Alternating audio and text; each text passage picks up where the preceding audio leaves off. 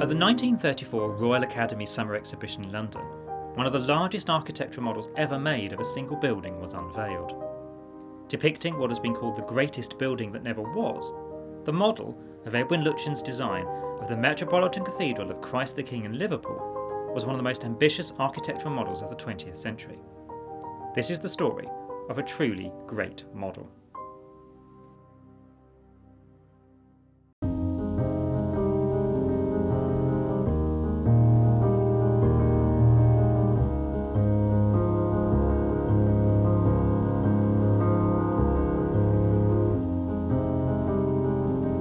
The story of the Liverpool Cathedral model is a fascinating one, and here in a Thorpe model making archive we can begin to piece together its incredibly long life, as the model can still be viewed today at the Liverpool Museum. At the start of the 20th century, Liverpool was a city without a cathedral. Today it has two. The Anglican Cathedral was consecrated in 1924, although the building, designed by Giles Gilbert Scott, was not fully completed until 1978. The Catholic Church was keen not to be outdone, and by 1928 a significant sum of money had been raised to seriously pursue the idea of building its own cathedral. The following year, the new Archbishop of Liverpool, Richard Downey, discussed the plan with the architect Edwin Lutyens over lunch at the Garrick Club in London, and Lutyens' association with the project began. Edwin Lutyens was arguably the leading architect of the early 20th century, well known for his palatial country houses, the Viceroy's House in New Delhi, and monuments such as the Cenotaph in London. His approach to designing Liverpool Cathedral was to create something so extraordinary, so enormous, that Lutyens himself estimated it would take 200 years to build. Lutyens' design was incredibly daring, standing at 520 feet tall, with a dome 168 feet across and 300 feet high. The cathedral would have been larger than St Paul's in London, and taller but not quite as extensive as St Peter's in Rome. It was also going to be phenomenally expensive to build, and so to help raise funds for the project, it was decided to exhibit a model of the design at the 1934 Royal Academy Summer Exhibition. With such a grand project, there was no other model maker to turn to than John Thorpe. John Thorpe was the first professional architectural model maker in the modern sense, having opened his business in London in 1883. By the 1930s, his company ballooned in size, and with over 50 years' experience making models, his reputation was second to none. In 1934, John Thorpe was also 72 years old, and while still actively leading the business, the project was actually led by his son, Leslie. John Leslie Thorpe had been working alongside his father since before the First World War, and during the 1920s had honed his skills as an extremely talented model maker. Leslie loved working in timber, even more so than his father, and the Liverpool Cathedral model was Leslie's greatest achievement.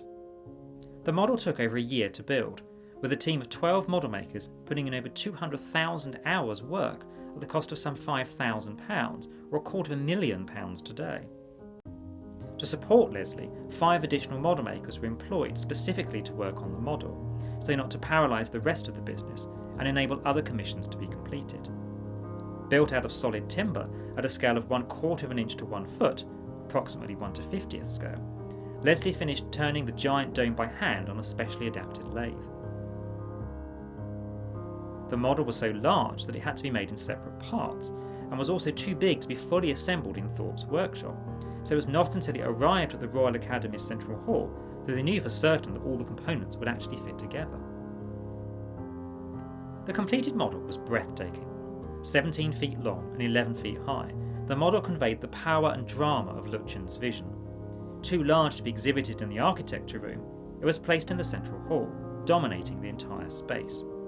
This was a model on the scale and importance of the great model of St Paul's, built for Sir Christopher Wren by the joiners William and Richard Clear in 1675.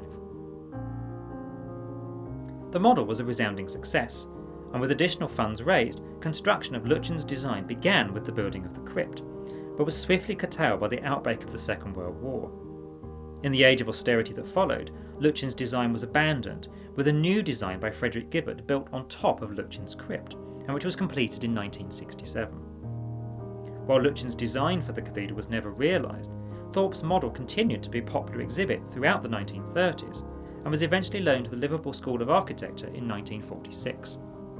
Severely damaged while in storage in 1974, an appeal for funds to restore the model was launched in 1985 and then again in 1990, with the restoration costs estimated at some £70,000.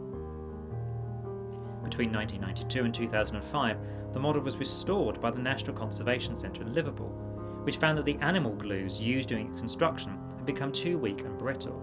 This was a problem for the dome in particular, as it was comprised of hundreds of individual pieces.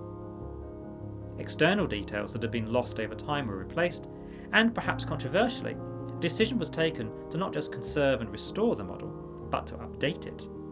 Since Lutyens continued to develop the design until his death in 1944, the model represented an earlier vision of his ideas. In particular, the interior of the model, never completed at the time, was remade to match Lutyens' final design.